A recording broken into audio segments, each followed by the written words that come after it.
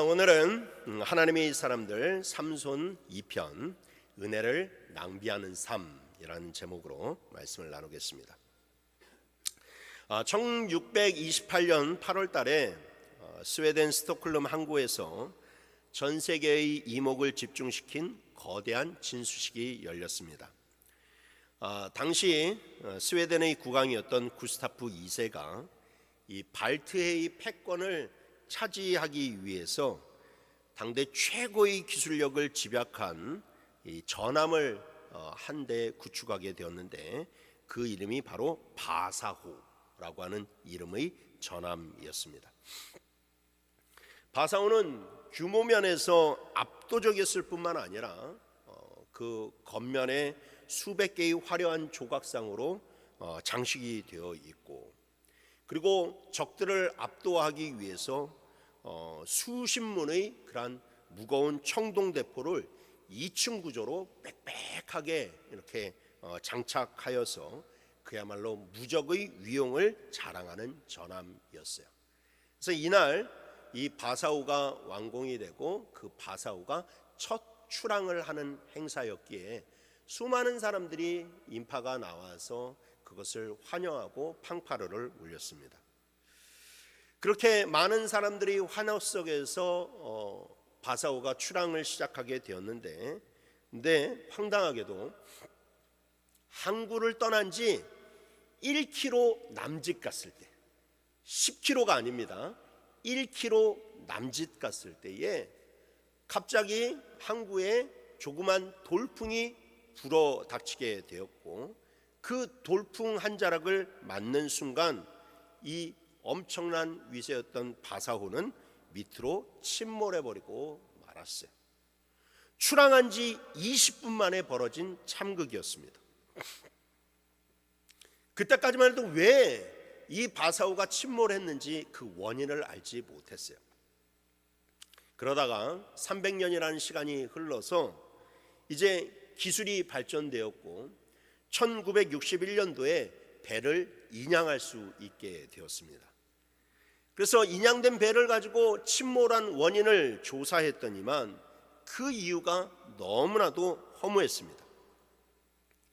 왕이 최고의 위용을 보여주고 싶어서 이 겉으로 드러나는 그런 부분에 있어서는 온갖 장식을 하고 무거운 대포를 싣고 그렇게 애를 썼지만 정작 이 배의 수평을 잡아줘야 될 이 밑바닥 부분에는 텅텅 비어 있었다라는 거예요. 당시 이 배는 그 배 밑바닥에 무거운 그런 돌이나 짐들을 실어서 이것이 수평을 잡도록 만들어 줬어야만 되는데 그것을 제대로 실지 않아서 이 균형이 완전히 무너져 버리고 말았고, 조그만 돌풍 하나가 불었을 때 허무할 정도로 그 배는 침몰해버리고 말았다라는 것이죠.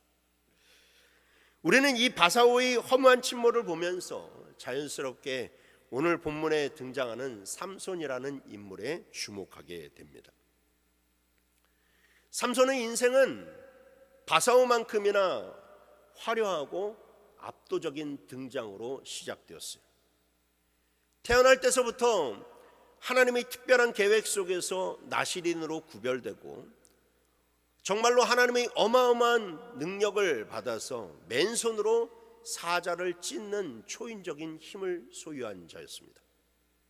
또한 나귀 턱뼈 하나로 군사 1000명과 싸워도 능히 이길 만큼의 그야말로 그 시대를 호령하던 하나님의 영웅 중에 영웅이었어요. 하나님은 삼손에게 마르지 않는 샘물과 같은 능력을 부어주셨다라는 것이죠. 그래서 외형적으로 삼손은 절대 무너지지 않을 사람만과 같이 보였습니다. 그러나 오늘 본문이 보여주는 삼손의 모습은 굉장히 참담합니다. 그는 대적들에게 붙잡혀서 두 눈이 뽑히게 되었고 무거운 놋줄에 매인 채 어두운 지하 감옥에서 맷돌을 돌리는 신세로 전락해버리고 말았습니다. 당대의 영웅이 한순간에 가장 비참한 조롱거리로 가라앉아 버리고 말았다라는 거예요. 맨손으로 사자를 찢던 그 영적 거인이 어쩌다가 이렇게 허무하게 그리고 한순간에 무너져 버리고 말았을까요? 그것은 다름 아니라 하나님이 그에게 부어주신 그 은혜를 삼손이 낭비하면서 살았기 때문에, 하나님이 많은 은혜를 부어주시는데 그 많은 은혜를 늘 흥청망청 낭비하면서 살았기 때문에 삼손은 그렇게 무너질 수밖에 없었다라는 것이죠. 하나님이 삼손에게 전무후무한 능력을 부어주신 것은 그가 살았던 시대가 너무나도 격동의 시대였고 너무나도 어려운 시대였고 거룩함을 잃어버린 시대, 정말로 하나님을 왕으로 섬기지 않는 그러한 시대였기 때문에 그 시대를 구원하라고 하나님께서 놀라운 능력을 부어주셨다라는 것이죠. 그런데 여러분들도 잘 아시겠지만 삼손은 하나님께서 부어주신 그 능력을 가지고 정말로 하나님께서 주신 그 사명에 충실한 삶을 살았느냐? 그렇지 않았다라는 거예요. 특별히 삼손은 여자에 약한 사람이었습니다. 그래서 여자 앞에서 자기 그런 힘을 드러내서 여성의 환심을 사고 그 자기 허세를 드러내는데 자기 총력을 쏟아부으면서 살았던 사람이에요. 블레셋을 물리치고 이 나라를 구원하라고 하나님이 그 힘을 주셨는데 도리어 블레셋과 내기를 하면서 블레셋 여인을 사랑하고 블레셋쯤은 내가 언제든지 내가 한 방에 보낼 수 있다라고 하는 그 자신감으로 블레셋을 늘 그냥 가만히 내버려두는 삶을 살았다라는 것이죠. 은혜가 매일 반복되다 보니 그것이 하나님의 선물인 줄도 모르고 마치 자기의 것인 것 마냥 착각했고, 그렇게 하나님의 은혜를 계속해서 헛된 것에 쓰면서 낭비하면서 살아가다가 비참한 최후를 맞이하고 만 것입니다. 삼손의 비극은 하나님의 은혜를 낭비한 인생이 이르는 종착지가 어디인지를 분명히 보여주고 있어요. 그래서 우리는 이 삼손의 모습을 거울 삼아 내 신앙의 밑바닥을 지탱하는 영적인 무게중심을 점검해야만 됩니다. 오늘 이 말씀을 통해서 우리 안에 깊숙이 자리 잡은 영적인 안일함을 깨트리고 주님의 은혜 위에 바로 다시 세운 주님의 은혜를 우리의 삶 가운데 바르게 세우는 복된 시간이 되기를 주님의 이름으로 축원합니다. 첫 번째로, 하나님의 은혜를 낭비하면 영적 무감각에 빠진다라는 것을 기억하시길 바랍니다. 하나님이 주신 은혜를 낭비하는 삶의 가장 첫 번째 징후는 죄를 가볍게 여기고 나도 모르는 사이에 영적인 무감각하게 빠진다라는 거예요. 오늘 15절 말씀을 보십시오. 들릴라가 삼손에게 이르되 당신의 마음이 내게 있지 아니하면서 당신이 어찌 나를 사랑한다 하느냐. 당신이 이로써 3번이나 나를 희롱하고 당신의 큰 힘이 무엇으로 말미암아 생기는지를 내게 말하지 아니하였도다라고 이야기합니다. 자, 들릴라는 삼손이 자기를 3번이나 속였다고 불평하고 있습니다. 들릴라는 블레셋 사람들에게 매수된 여인이었어요. 일종의 국가 스파이, 산업 스파이와 같은 그런 존재죠. 그래서 삼손의 힘의 비밀을 알아내서 넘겨주는 대가로 블레셋 사람들로부터 많은 돈을 약속받은 여인이었습니다. 그래서 들릴라는 삼손의 그 비밀을 파헤치기 위해서 삼손에게 집요하게 그 힘의 원천이 무엇인지를 물었고 그때그때 테스트를 했지만 하지만 번번이 실패로 끝나버리고 말았습니다. 활줄로 묶으면 힘이 없어진다고 해서 묶었더니만 그냥 그것도 또 끊어버리게 되고, 또 새 밧줄로 묶으면 또 제어할 수가 있다고 했는데 그것조차도 아무런 소용이 없었어요. 삼손이 여러분 바보라서 그 3번이나 넘는 들릴라의 계략에 노란한 것일까요? 그렇지 않습니다, 여러분. 그는 앞서 3번의 사건을 통해 들릴라가 자신을 결박하여 블레셋에 넘기려 한다라는 음모를 뻔히 알고 있었어요. 다 알고 있었어요. 그때마다 블레셋 사람이 왔어요 라고 하는데, 그때마다 블레셋 사람이 등장하고 자기가 말했던 대로 그대로 묶여있는 것을 발견했는데 어떤 멍청이가 그것을 모르겠습니까? 여러분, 그렇다면 여러분들이 삼손의 입장이 되어서 들릴라와 같은 그런 검은 속내를 알았다면 어떻게 해야 됩니까? 들릴라와의 관계를 청산하고 그 유혹의 자리를 벗어나야만 되겠죠. 하지만 삼손은 그렇게 하지 않았습니다. 매번 들릴라가 골탕을 먹는 것을 보면서 희죽희죽 웃으면서 그것을 그냥 그대로 내버려 두었어요. 계속해서 들릴라의 그런 무릎베개를 베고 씩 웃으면서 잠을 청했습니다. 왜 그랬을까요? 자기가 언제든지 그것을 이길 수 있다고 확신했기 때문에 그래요. 자기가 언제든지 들릴라가 무슨 짓을 하든지 블레셋 사람들이 무슨 짓을 하든지 나는 내 힘으로 그것을 이길 수 있다라고 확신했기 때문에,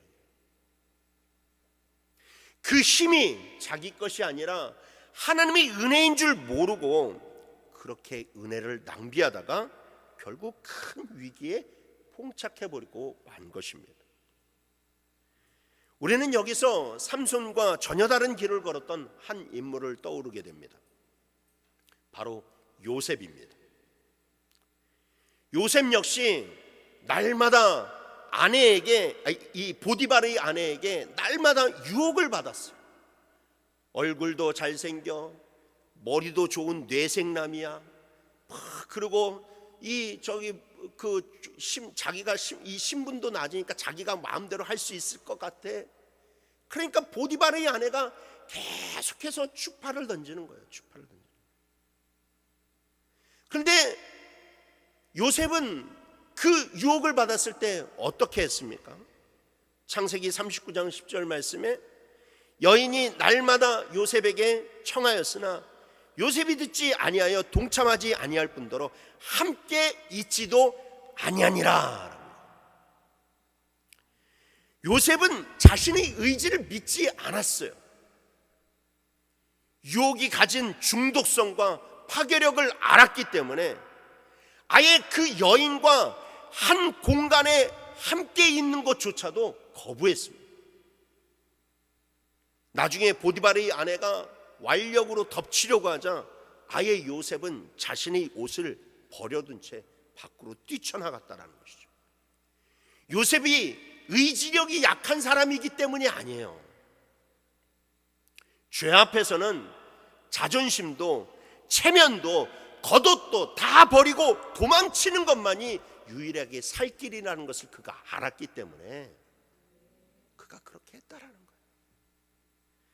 잠언서 4장 14절 15절에 지혜자는 우리에게 이렇게 권면하죠.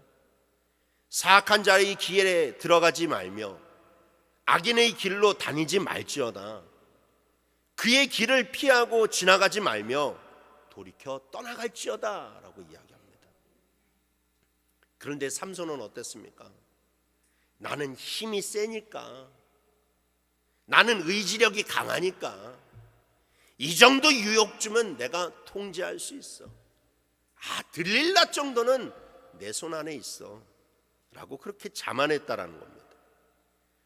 그래서 그렇게 들릴라의 무릎베개를 베고 자고 있었을 때에 누에고치처럼 유혹의 실이 온몸에 칭칭 감기는 것인 줄도 모르고 그냥 그렇게 있다가 꼼짝없이 당해버리고 말았어요. 여러분, 영적인 타락은 결코 하루아침에 찾아오지 않습니다. 사탄은 막 험악한 모습으로 오늘부터 하나님 믿으면 너 죽어, 하나님을 배반해 라고 그렇게 우리에게 윽박지르지 않는다라는 거예요. 대신 아주 부드럽고 달콤한 속삭임으로 우리를 그 서서히 죄에 스며들게 하고 그 유혹으로 말미암아 결국엔 넘어지게 만든다라는 것이죠. 많은 분들이 삼손이 머리카락이 잘려서 힘을 잃었다고 생각하는데 여러분, 절대로 그렇지가 않습니다. 하나님이 삼손, 우리가 지난주에 살펴본 것처럼 하나님이 삼손을 태어날 때서부터 뭐라고 이야기하셨냐면 걔는 나시린으로 살아야 된다라고 얘기했어요. 그 힘의 비결이 나시린에 있다라고 했습니다. 나시린의, 그런데 삼손은 점점 자라가면서 나시린의 규정을 하나하나씩 범해갑니다. 나시린은 무엇을 하지 말아야 됩니까? 주검에 손을 대지 말아야만 됩니다. 그런데 삼손은 죽은 사자의 몸에서 나온 꿀을 그가 취해서 먹었고, 블레셋 군사와 싸울 때에도 나귀 턱뼈, 즉 주검의 그 턱뼈를 붙잡고 그것을 싸웠어요. 한 가지를 범했죠. 그리고 나시린은 포도주와 독주를 하지 말아야만 됐습니다. 그런데 그는 딥나의 포도밭에 가서 7일 동안 포도주를 마시면서 잔치를 벌였어요.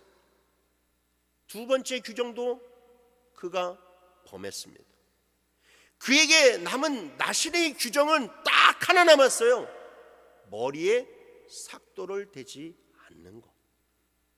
우리가 영화에서 보게 되면 절벽에서 확 떨어졌다가 갑자기 손을 팍 뻗었는데 칡넝쿨을 잡은 거야. 칡넝쿨을 확 이렇게 세 개의 그런 가지가 곁에 있습니다. 그런데 막 저같이 무거운 사람이 막 이렇게 있으니까 이게 버티지 못할 거 아니에요. 그러다가 한 가닥이 틱 하고 끊어져요. 두 번째 가닥이 툭 하고 끊어집니다. 이제 마지막 가닥 하나가 위태하게 남은 거예요. 삼손의 상태가 그랬어요. 삼손의 상태가 그랬어요. 그런데 시체를 만져도 포도주를 마셔도 여전히 자기에게 힘이 있으니까 아무렇지도 않은 줄 알고 여전히 그 힘을 낭비하면서 살면서 여자한테 잘 보이려고 그러고 자기를 드러내려고 그러고 사람들 앞에 자랑 내면서 그렇게 살아가다가 결국 머리카락이 잘려버리게 되니까 그 나머지 남아있던 그 가느다란 한 줄기도 툭 하고 끊어져 버려서 그가 힘을 잃어버리고 그가 넘어지고 말았다라는 것이죠. 여러분, 우리도 종종 삼손처럼 이 영적인 무감각하게 누워있을 때가 많이 있습니다. 이미 두 가닥이 끊어지고 한 가닥만 남았는데 그 한 가닥이 남았다고 안심하는 경우들이 많이 있다라는 거예요. 처음에는 기도의 자리를 한 번, 두 번 걸을 때는 마음이 찔립니다. 이러면 안 되는데, 이러면 안 되는데 불안해합니다. 예배를 빠져도 이러면 안 되는데, 이러면 안 되는데 불안해합니다. 그러다가 그것이 3번이 되고 4번이 되고 몇 주가 되고 몇 달이 지나면 기도를 전혀 하지 않아도, 말씀을 한 장 읽지 않아도 내 삶에 아무런 문제가 없는 것처럼 느껴지는 순간이 오게 된다는 것이죠. 기도하지 않았는데 사업도 잘 되고, 기도하지 않았는데 자녀도 별탈이 없고 몸도 건강합니다. 그때 내 영혼에 착각의 목소리가 들리죠. 하나님은 역시 날 사랑하시는구나. 하나님은 역시 날 사랑하시는구나. 여러분, 그러나 그 무감각한 평안이 여러분 가장 무서운 영적 위기라는 것을 기억하시길 바랍니다. 영적 감각이 마비되어 내 영혼이 무너지고 있는데 여러분, 그것이 어찌 큰 일이 아닐 수가 있겠습니까? 그것은 마치 세상의 바쁜 일상과 염려, 그리고 쾌락의 침대에 누워서 일어나야지, 그래 일어나야지 라고 하는 말만 반복하는 것과 같습니다. 사도 바울은 성도들을 향해서 눈물로 이렇게 외쳤습니다. 로마서 13장 11절 12절 말씀 우리 다 같이 읽어봅시다. 시작.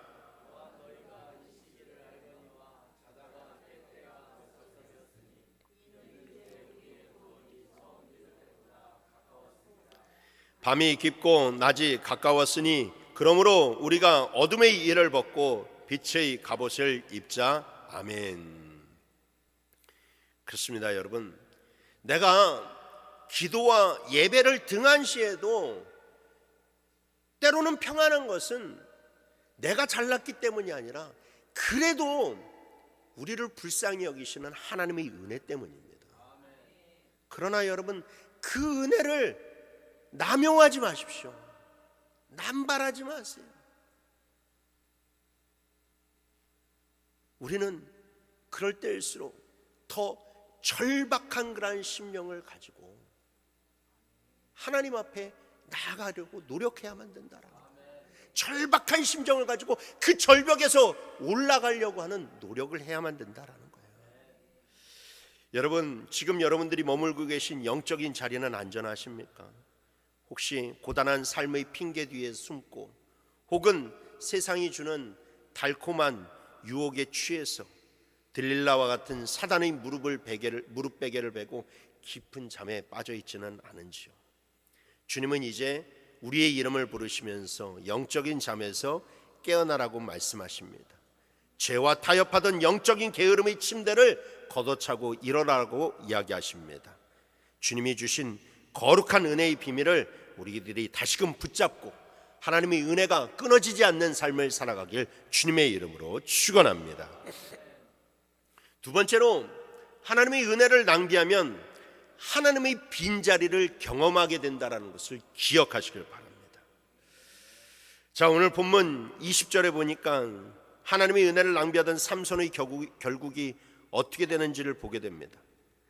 들릴라가 이르되 삼손이여 블레셋 사람이 당신에게 들이닥쳤느니라 하니 삼손이 잠을 깨며 이르기를 내가 전과 같이 나가서 몸을 떨치리라 하였으나 여호와께서 이미 자기를 떠나신 줄을 깨닫지 못하였더라 라고 이야기합니다. 들릴라가 잠든 삼손의 머리카락을 다 밀어버린 후에 숨어 기다리던 블레셋 사람들을 불러들이며 소리칩니다. 삼손이여 블레셋 사람이 당신에게 들이닥쳤나이다. 잠에서 깨어난 삼손은 늘 그랬던 것처럼 그저 기지개 한번 켜고 그리고 하품 한번 늘어지게 하고 그리고 소리 한번 지르면 모든 대적들이 다 도망가고 자기를 결박하던 줄들이 다 끊어질 것이라고 생각했습니다. 그러나 이번에는 그런 일이 일어나지를 않았어요. 자기를 결박하고 있는 그 줄을 풀어낼 수가 없었습니다. 성경은 당황해하는 삼손의 모습을 이렇게 이야기하죠. 여호와께서 이미 자기를 떠나신 줄을 깨닫지 못하였더라. 그렇습니다. 삼손이 이전처럼 그 힘을 발휘할 수 없었던 이유는 바로 하나님이 그를 떠나셨기 때문에, 능력의 근원이 되시고 생명의 주인이 되신 하나님이 떠나자 그 빈자리는 금세 드러나게 되었고 삼손은 그 즉시 영적인 파산을 맞이하고 말았습니다. 성경에는 삼손처럼 하나님이 떠나셨음에도 불구하고 과거의 영광에 취해서 파산의 길을 걸었던 한 명의 또 다른 인물이 등장하게 되는데 그 사람이 바로 이스라엘의 첫 번째 왕이었던 사울 왕입니다. 사울이요, 처음에 왕으로 부름받을 때까지만 해도 얼마나 겸손한 사람이었는지 몰라요. 그리고 정말로 겸손하고 하나님의 영에 크게 감동되어 있는 사람이었어요. 그래서 하나님의 영에 크게 감동되어서 전쟁터에 나가니까 정말로 이길 수 없었던 그 족속을 무너뜨리고 큰 승리를 이끌어 왕의 자리에까지 오른 사람이 바로 사울 왕입니다. 그러나 그가 아말렉과의 전쟁에서 대단한 실수를 저지르게 됩니다. 하나님의 말씀에 불순종하여 자기가 스스로 제사를 지내는 일들을 행하게 되었다라는 것이죠. 그 이유는 무엇일까요? 자기가 이런 거 대충 해도 나가서 싸울 수 있다라고 생각했기 때문에, 과거에 그런 경험이 있으니까. 그런데 그때 성경은 뭐라고 이야기합니까? 사무엘상 16장 14절 말씀에 여호와의 영이 사울에게서 떠나고 여호와께서 부리시는 악령이 그를 번뇌하게 한지라 라고 이야기합니다. 하나님의 영이 떠난 사울의 인생은 겉보기에는 여전히 화려한 왕관을 쓰고 있었고 궁궐에 살고 있었지만, 그러나 속은 완전히 텅 빈 껍데기에 불과했다라는 것이죠. 사실상 그를 왕의 자리에 올라가기까지는 하나님을 향한 그 경건이 그의 모든 것이었는데, 그런데 그 영이 떠나가게 되고 성령이 메마르게 되니까 그의 속은 완전히 텅 빈 껍데기와 같은 사람으로 변해버리고 말았다라는 겁니다. 그러니까 평생 다윗이라고 하는 환영을 쫓으면서 질투와 광기 속에서 살아가다가 결국 전쟁터에서 비참하게 생을 마감하지 않았습니까? 여러분, 삼손과 사울의 공통점이 무엇일까요? 능력이 사라지고 하나님이 떠나셨는데도 불구하고 자신이 여전히 왕인 줄 알고 자기 신이 여전히 영웅인 줄 착각하면서 살아갔다라는 겁니다. 여러분, 항공 용어 중에서 버티고 이펙트라고 하는 그런 용어가 있어요. 우리말로 하자면 비행 착각 현상이라고 하는 그런 용어예요. 그러니까 비행기를 조종하는 조종사가 파란 하늘과 밑으로는 파란 바닷가가 있는 그러한 곳을 막 비행을 하다가 이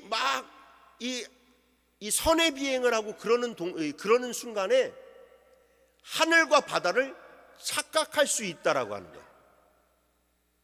그래서 어느 순간 바다가 하늘처럼 보이게 돼서 고도를 높이려고 당겼는데 그게 올라가는 것이 아니라 도리어 내려가는 꼴이 되어버리고 만다라는 것이죠. 그래서 종종 비행기가 이 현상 때문에 추락하는 일들이 일어나게 된다라고 이야기합니다. 그때 조종사는 비행기의 그런 고도가 낮게 되면 경고음이 들리게 되니까 그 경고음을 정말로 잘 듣고 내가 지금 잘못됐구나, 내가 착각하고 있구나 라고 하면서 다시 비행기를 뒤집어야만 되는데, 오로지 자기 감각만 믿고 비행하면 눈 깜짝할 사이에 그런 돌이킬 수 없는 사고를 당할 수 있다라는 거예요. 삼손이 걸린 병이 바로 이 영적인 비행 착각이었습니다. 영혼의 게시판은 이미 붉은 불을 깜빡거리면서 하나님이 떠나셨다, 하나님이 네 자리에 옆자리에 안 계시다, 너의 삶은 진짜 위험하다라고 그렇게 경고하고 있는데도 불구하고 삼손은 과거의 기억만, 그리고 과거의 능력만 그렇게 생각하면서 전과 같이 나가서 내가 몸을 떨치리라 라고 그렇게 자신만만하게 걸어나갔다라는 겁니다. 그 결과 대참사가 나지 않았습니까? 성도 여러분, 이 비극이 어찌 삼손만의 이야기이겠습니까? 오늘날 수많은 그리스도인들에게도 이런 일들은 종종이 일어납니다.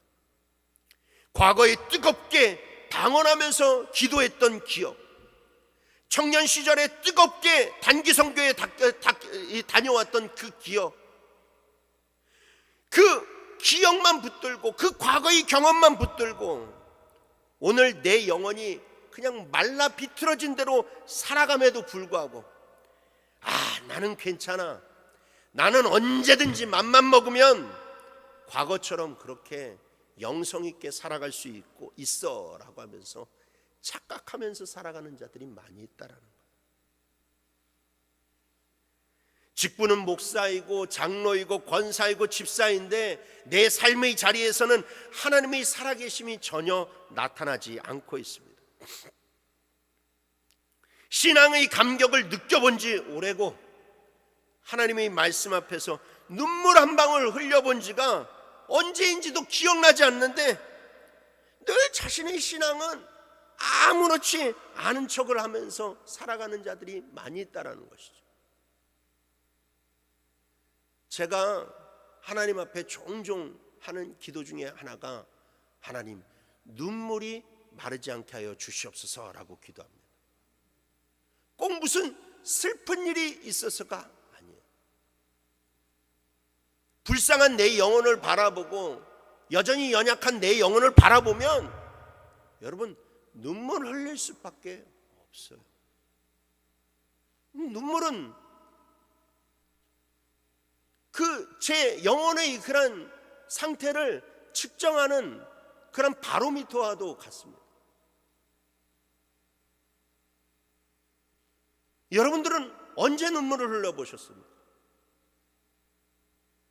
여러분들은 정말로 하나님 앞에서 언제 뜨겁게 기도해 보셨습니까? 이미 영혼은 부도가 나버리고 말았는데 여러분들이 가지고 있는 그 직분의 타이틀만 붙잡고 안심하고 있지는 않습니까? 예수님은 요한계시록에서 사대교회를 향하여서 이렇게 호통치셨어요.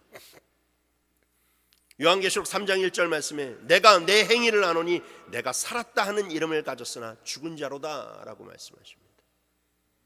이름은 살아있으나 실상은 죽은 자. 하나님의 영이 떠나신 줄도 모르고 하늘이 아닌 땅을 향해서 곤두박질 치고 있는 자. 여러분, 그것만큼 비참한 크리스찬의 모습이 어디 있겠습니까? 여러분, 내 힘과 내 지혜로 세상을 이길 수 있다라고 생각하는 착각에서 우리는 깨어나야만 됩니다. 우리는 오로지 하나님의 은혜로만 살아갈 수 있습니다. 여러분, 어제 받은 은혜는 어제로 끝났어요. 오늘을 살아갈 수 있는 힘은 오늘 받는 은혜에서 나오게 되는 거예요. 그래서 성경이 뭐라고 이야기합니까? 하나님의 은혜는 아침마다 새롭고 또 새롭다고 이야기했잖아요. 그 새로운 은혜를 우리가 받아야 여러분 살아갈 수가 있는 거예요. 오늘 살아갈 만나가 필요해요. 어제 받은 만나는 여러분 가둬봐야 구더기가 나고 썩어갈 수밖에 없다라는 것이죠. 그래서 다윗은 울면서 이렇게 기도했어요. 시편 51편 11절 말씀 읽어봅시다. 시작. 나를 주 앞에서 쫓아내지 마시며 주의 성령을 내게서 거두지 마소서. 아멘. 다윗이 왕이 되니까 얼마나 바빴겠어요. 얼마나 공사가 다망했겠습니까? 그러니까 막 바쁜 일에 이것저것 치여가지고 하다 보니까 예전처럼 매일마다 성전에 가는 일들이 줄어들기 시작하고 하나님으로부터 멀어지기 시작을 하는 거예요. 그런데 다윗은 그것을 뭐라고 표현했냐면 하나님으로부터 쫓겨났다라고 이야기하고 있어요. 하나님으로부터 쫓겨났다. 여러분, 우리에게도 이런 기도가 있기를 바랍니다. 과거의 영광에 사로잡히지 말고 오늘 이 순간 역사하시는 하나님의 은혜를 구하면서 내 영혼의 계기판을 오로지 성령께 맞추는 저와 여러분이 되기를 주님의 이름으로 축원합니다. 마지막 세 번째로, 은혜를 낭비한 자는 세상의 조롱거리로 전락한다라는 것을 기억하십시오. 하나님이 떠나신 줄도 모른 채 자만했던 영웅 삼손의 말로는 비참함 그 자체였어요. 21절 보니까 블레셋 사람들이 그를 붙잡아 그의 눈을 뽑고 끌고 가사로 내려가 놋줄로 매고 그에게 옥에서 맷돌을 돌리게 하였더라 라고 이야기합니다. 삼손은 사자를 맨손으로 찢고 나귀의 턱뼈 하나로 1000명을 쓰러뜨렸던 이스라엘의 영웅이자 희망이었어요. 그런데 지금은 블레셋 사람들에게 붙잡혀서 무력한 자로 전락해버리고 말았어요. 두 눈이 뽑힌 채 어두운 감옥에서 짐승이나 돌리던 커다란 맷돌을 힘겹게 돌리고 있습니다. 이방인들이 그 모습을 보면서 손가락질하면서 비웃었어요. 나중에 보면 잔치상에 데리고 와서 재롱을 부리라고 그렇게 비웃는 모습까지도 볼 수 있습니다.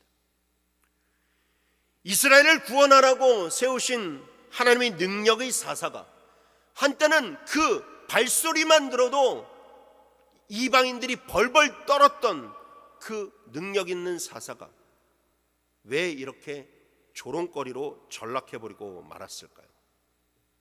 능력이 없어서일까요? 블레셋 무기가 더 강력했기 때문입니까? 아니에요. 하나님이 주시는 은혜를 낭비하면서 살았기 때문에.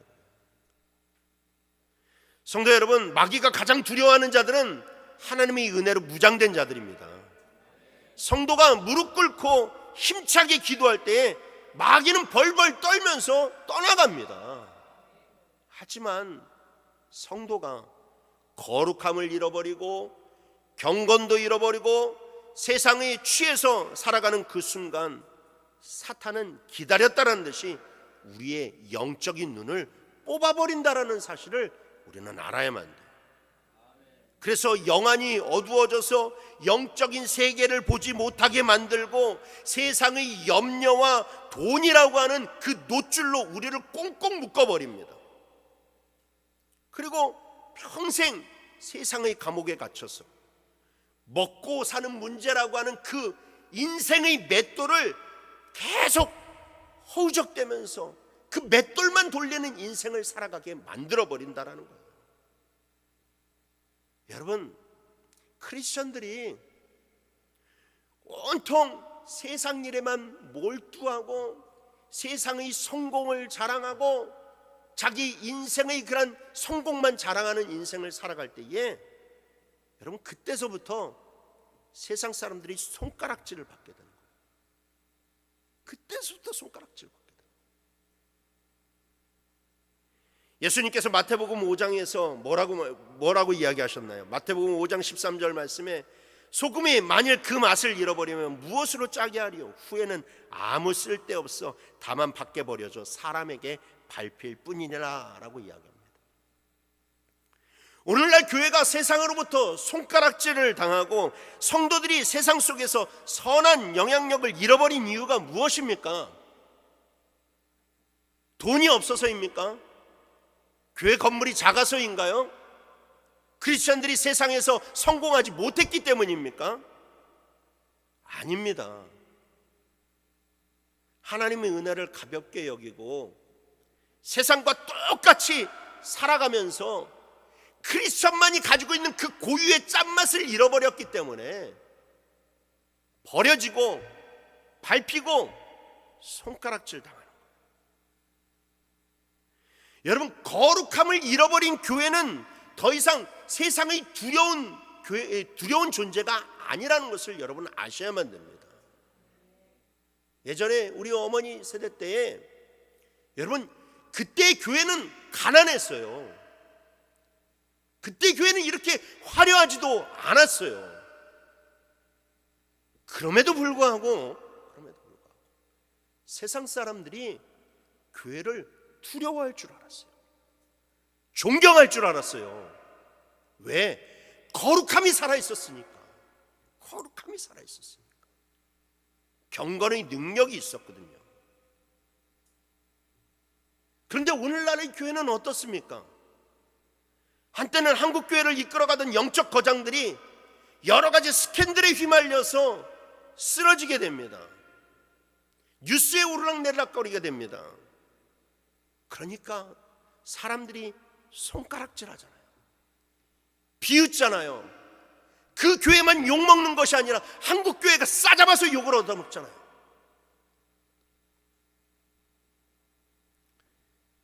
크리스찬이라고 하는 사람이 세상 밖에 나아가서 삶을 살아갈 때 더 경건하게 살아가야 되고 더 거룩하게 살아가야 되고 더 사랑을 베푸는 삶을 살아가야 되는데 세상 사람들보다 더 못하게 욕심 있게 살아가게 되고 배려함이 없고 경건하지도 않은 모습으로 살아가게 되니까 세상 사람들이 손가락질하잖아요. 겉에선 별로 얘기 하지 않지만 뒤에서 아이 저런 사람이 무슨 장로야, 저런 사람이 무슨 권사야 라고 하면서 손가락질하지 않습니까? 성도 여러분, 우리는 정말로 세상에서 세상 사람들이 두려워할 줄 아는 존재가 되어야 되고 정말로 세상에서 존경받는 존재가 되어야만 돼요. 근데 여러분, 그것은 내가 예수 믿었더니 하나님께서 나에게 이런 큰 복을 주셨다, 이런 거 가지고는 여러분 존경을 살 수가 없어요. 거룩한 능력이 살아있을 때에 교회는 교회다운 교회가 되는 것이고, 우리 교회는 이 지역사회에서 하나님의 능력 있는 교회로 우뚝 서게 된다는 것을 기억하십시오. 여러분, 우리는 세상의 맷돌을 돌리기 위해서 부름받은 존재가 절대 아닙니다. 우리는 하나님의 영광을 찬송하고 무너진 세상을 치유하며 어두운 땅에 빛을 발하는 하나님의 거룩한 백성으로 부름을 받았습니다. 오늘 이 비참한 삼손의 모습을 보면서 가슴을 치며 애통하는 우리의 심령이 회복되기를 원합니다. 그래서 이제 더 이상 은혜를 낭비하는 삶을 살지 맙시다. 하나님이 왜 우리에게 그 은혜를 주셨을까요? 왜 그 달란트 주셨을까요? 왜 그 복을 주셨을까요? 하나님이 거룩한 백성의 사명 감당하라고 주셨어요. 그러니 이제 그 은혜를 붙드는 삶을 살아가십시오. 낙심의 자리에서 일어나 포기하지 않으시는 하나님의 신실한 은혜를 붙들고 잃어버렸던 거룩함과 영적인 능력을 회복하는 저와 여러분의 삶이 되기를 주님의 이름으로 축원합니다.